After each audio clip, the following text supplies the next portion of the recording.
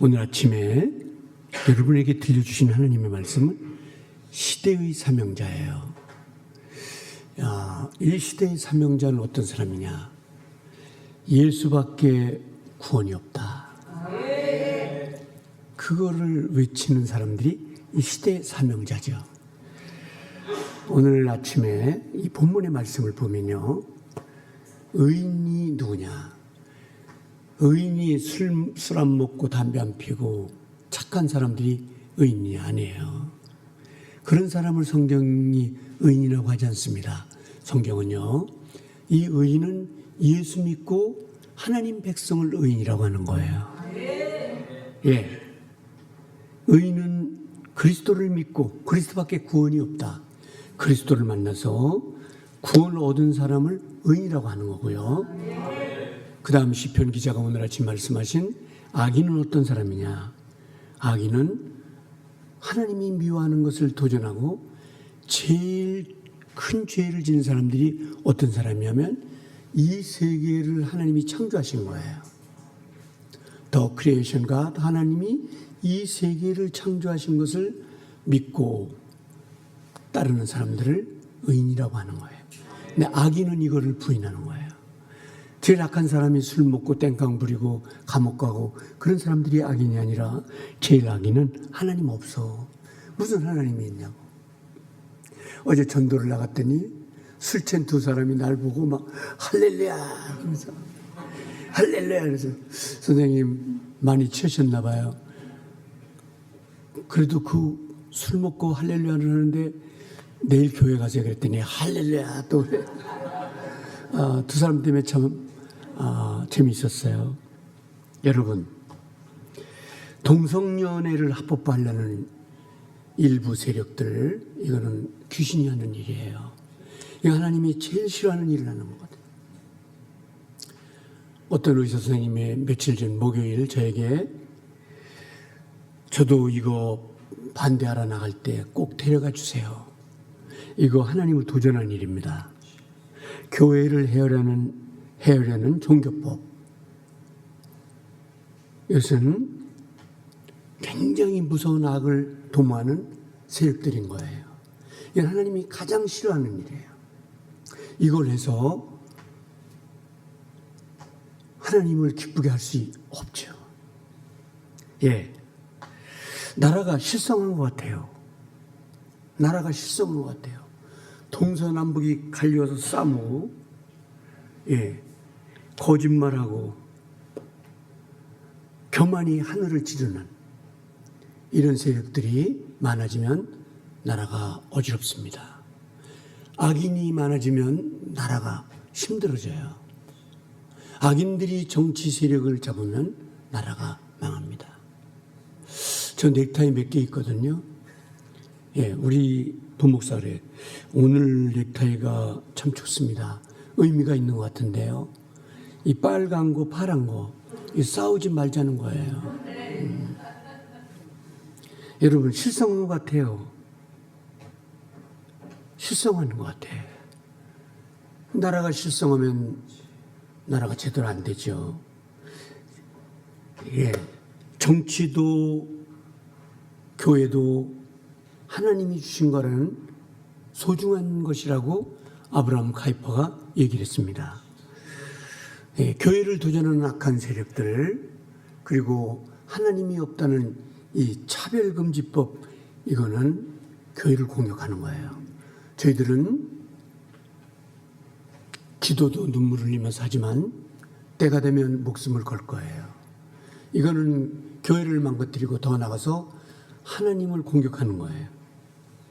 아브라함 카이퍼 말처럼 하나님이 성스러운 교회를 주시고 또 하나님의 백성들을 두셨는데 우리는 이런 사단의 세력과 영적으로 싸워 이기고 승리하는 삶을 살아가면서 이 시대의 사명을 감당할 수 있는 것은 어떤 것이냐? 하나님은 살아계시다. 우리 하나님이 기뻐하지 않는 일은 하지 맙시다. 이거를 강단에서 그리고 성도들의 삶에서 외쳐주시기를 주님의 이름으로 축복합니다. 제 가장 친한 친구가 이런 얘기를 했어요. 그는 물론 장로교를 이끌고 있는 총회장도 하신 분인데, 강 목사, 이러한 차별금지법이나 하나님을 도전하는 법을 만들면 이만큼 살았으니 순교하지 않겠냐고 제가 깊이 생각할 수 있는 순간이었어요.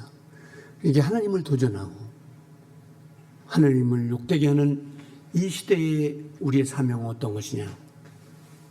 예수만이 구원자가 있다. 하나님의 교회를 도전하지 않도록 기도하는 것이에요. 에스더는 4장 14절에요. 여자예요. 조실부모하고 삼촌 밑에서 신앙을 키우며 성장했는데 하나님이 왕비가 되게 했어요. 그 어마어마한 자리를 내려놓고 자기 민족을 도전하는 악의 세력, 우상숭배하고 악한 짓을 하는 이 세력을 향해서 우리는 죽으면 죽으리라 금식을 선포하고 기도했어요. 하나님이 이 기도를 들으시고 우리가 이때를 위하여 사는 것이 아니겠느냐. 내가 평안히 먹고 궁에서 있는 것보다 나의 백성들과 같이 이때를 위해서 있는 것이 아니냐. 이런 하나님의 백성의 모습과 시대적인 사명을 감당하는 걸 보고 하나님이 손을 들어주셨어요. 그래서 유대민족을 살리시는 하나님의 큰 은혜를 맛보게 된 것이죠. 성경에도요, 악인들이 있어요. 악인들. 많이는 얘기하지 못하지만 바로같이 하나님의 백성들을 공격하는, 하나님을 업신여긴 바로 무서운 악인이죠. 근동세기에 가장 악인이었던 이 왕, 지금 말하면 악한 대통령이죠. 하나님의 백성을 괴롭히고 하나님을 도전하는, 거기다가 군사력은 어마어마하게 키우고 우상숭배는 엄청나게 한 이 바로가 성경은 악인이라고 합니다. 그 다음에요, 하나님의 백성들을 괴롭히고 하나님이 가장 싫어하는 더러운 짓을 한 아합이라는 사람이 있어요. 구약 성경의 대표적인 악인입니다. 우상 숭배하고 우상을 조종하면서 자기 남편은 대통령을 지낸 이 아합, 이 더러운 아합, 이런 종이 대한민국에 들어오지 못하도록 우리 예수 믿는 사람들이 더 열심히 기도해야죠. 아멘. 대한민국은 하나님이 축복하신 나라예요. 아멘. 예, 하나님이 절제적으로 도운 나라예요. 그 다음에 총리 하만이죠. 권력을 등에 업고 더러운 계획을 꾸미면서 하나님의 백성을 멸망시키려는 계획을 세운 하만. 하나님께서 이 하만을 장대 위에 매달고 벌을 주시긴 했지만 이 악한 사람으로 성경에 분류됩니다. 종교적으로는요, 하나님을 사랑하던 제자 가룟 유다가 있고, 이 가룟 유다는 대표적인 신앙의 타락이면서 하나님을 욕되게 한 사람으로 악인으로 나와 있습니다. 저희들은 이런 오늘의 분류에 속하지 않는 그런 하나님의 백성이 되고요, 하나님 6만 개가 있는 교회, 900만 성도가 있는 우리나라가 이런 악인들의 세력을 물리치고 하나님이 살아계시다는 것을 보여주는 시대적 사명을 꼭 해야 되겠습니다. 오늘의 하나님의 음성은 이런 것입니다. 악인이 많아지면 슬픈 나라, 슬픈 가정, 슬픈 인생이 되는 것이고요, 의인이 많아지면 즐거운 잔치집 같은 축복이 있는데, 조그만 나라이긴 하지만 우리나라가 날마다 기뻐하고 즐거워하는 찬송소리가 메아리치는 하나님의 아름다운 나라가 되기를 소원합니다. 그리고 목숨 건 시대적 사명자들이 있어요. 한 시대에 하나님밖에 안 계시다. 너희들 우상숭배하면 안 돼. 예. 근동세계의 창세기 6장 8절에 우상숭배가 그 근동세계에도 그렇게 많은 거예요. 하나님이 어디냐. 그런데 하나님은 노아라는 사람을 선택하셔서 역사를 바꿔놓으시려는 계획을 하시죠. 노아는 하나님 믿습니다, 여러분. 돌아오세요. 그때가 근동시대인데 그때도 하나님을 욕하고 욕되게 하는 악인들이 많이 산 거예요. 하나님 어느 날 노아에게 나는 사람을 사랑한다. 나는 그냥 죽이지 않아. 언제든지 돌아올 수 있는 기회를 주는 거야. 그 기회를 하나님이 오늘 아침에 기도하는데 노아에게 너 내가 100년의 기회를 줄게. 하나님 사랑이 얼마나 많으십니까? 100년을 주신다는 거예요. 10년도 아니고 20년도 아니고 30년도 아니고 100년. 노아의 방주를 100년 동안 짓게 하고 돌아오라. 돌아오면 사는 거야. 그런데 어땠습니까? 끝까지 하나님을 공격하는 사람들이 공격하잖아요. 별짓을 다 해요. 이 타락한 후손들이 나중에 오늘 이 차별금지법을 통과시키는 악한 무리들과 같이 동성연애예요. 남자를 원한다는 게 남자가 창세기 보셨죠? 이런 거예요. 근데 끝까지 하나님이 살아계시다고 외쳤던 노아 같은 의인들. 여러분, 창세기 15장 6절에도 하나님을 공격하는 무서운 세력들과 사단의 세력들이 있는데 하나님이 얼마나 인간을 사랑하시는지 메소포타미아 갈대아 우르에서 우상을 섬기는 가정에 있던 아브라함을 하나님이 특별히 선택하셔요. 그래서 뭘 하게 하시느냐? 이러면 안 된다. 하나님을 섬겨야지. 하나님이 계시다. 그 사명을 주시는 거예요. 이걸 보고 우리는 성경의 의인이라고 하는 거예요. 하나님이 이렇게 쓰시는 거죠. 하나님이 욥을 통해서 욥기를 보면 너무 힘들어. 어떻게 욥이 견뎠을까? 그렇게 고난만 생각하시는데 이 욥을 통해서 하나님이 주시는 교훈은 욥은 의인이면서 하나님이 계시다는 거예요. 하나님이 계시다는 걸 보여주신 거예요. 끝까지. 욥의 사명은요, 그 한 세대를 살면서 하나님이 계신 거야. 그냥 끝까지 그 고난을 참고 이긴 거야. 그런 의미가 아니라 하나님은 살아계시다. 이 시대의 사명을 이 의인들이 감당해요. 바벨론 포로가 돼요. 하나님 버리고 우상숭배하다 바벨론 포로가 586년에 일어나는데 그때 똑똑한 하나님의 자녀, 가문 좋고 하나님 잘 믿는 다니엘이 그 세 친구가 끌려가죠. 이 의인들이 한 것은 뭐냐? 목숨을 걸고 전능하신 하나님, 해와 달과 별을 만드신 하나님이 계시다는 것을 알려준 거예요. 여러분, 우리도 오늘 말씀드렸던 이 의인들 같이 이 시대에 그런 광산교회 하나님을 사랑하는 의인들이 되시기를 주의 이름으로 축복합니다. 역사적으로도요, 이 역사에 악인들이 있습니다. 거짓말하고 국민들을 속여서 정권을 잡고 흉악한 짓을 한 악인들이 많이 있지만요, 오늘 아놀드 히틀러를 소개해 볼게요. 이 사람 2차 전쟁 때 2차 세계대전을 일으킨 흉악한 범죄자, 정치인, 대통령이에요. 이 아놀드 토인비가 역사의 가장 악랄한 인간을 꼽으라면 이 히틀러를 꼽는 건데요. 히틀러가요, 얼마나 독일에 말재주가 있고 거짓말을 잘하는지 독일 국민 98%가 이 사람을 찍었어요. 그리고 10년 동안 한 짓이 뭡니까?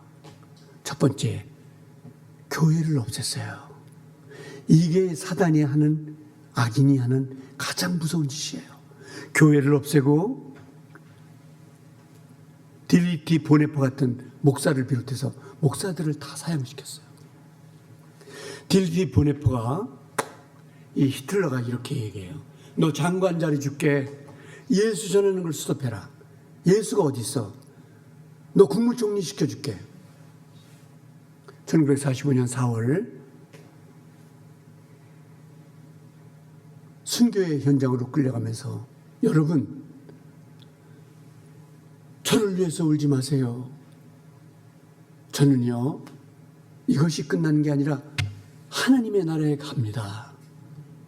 이게 딜리트 보네프가 한 얘기예요. 이 악랄한 김일성이요 공산주의의 소련에서 물들고 와서 첫 번째 한 일이 뭡니까? 이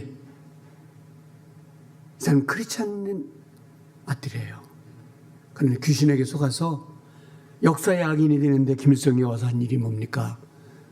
2,700개의 교회를 불태웠어요. 자기 외삼촌이었던 강양욱을 앞세워서 목회자들 다 찾아내서 처참하게 죽였어요. 하나님은 사랑이 많으셔서 그래도 북한을 안 없애고 지금까지 있는데 세계의 가장 거지 나라, 인권이 없는 나라. 제가요 미국 인권신문을 미국에서 봤는데요 얼마나 악한 놈인지.